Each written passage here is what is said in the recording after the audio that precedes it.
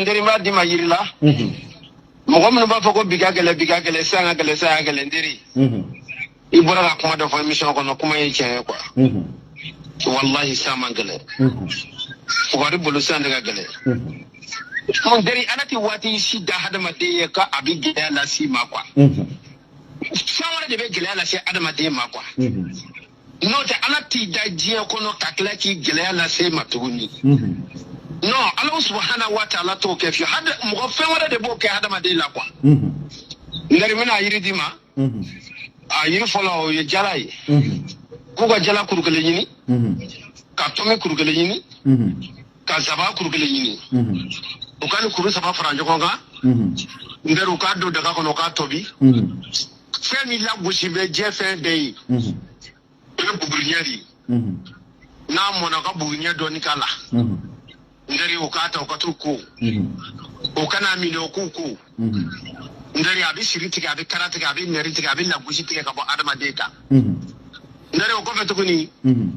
kullan ba jegulu ka hakato yiri mi falembe to sanfe kuko yiri ni fo yiri wolofla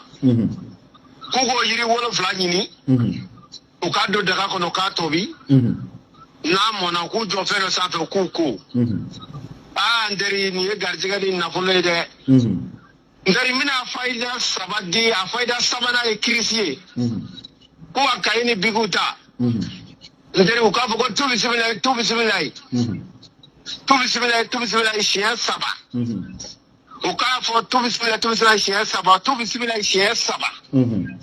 ndari krisi ga kana goyi mesi ga tu bismillah shiya saba ndari uka fo ko tu bismillah shiya saba bina mu fo wa ko tu bismillah kile boto kobli kile biton kobli kile boto mato kobli na ne karsa kana to kobli na kile biton mato kobli na ne karsa kana to kobli na ne go ala ne ka kira ndari ukake ala kama ko ni fo so ma dafa ku kwala ndari nu yu kwala ka bokata wallahi uteto accident jugula kara juguni ner jugutu soro bless yow ndari ni faida sababu mambulo ka dima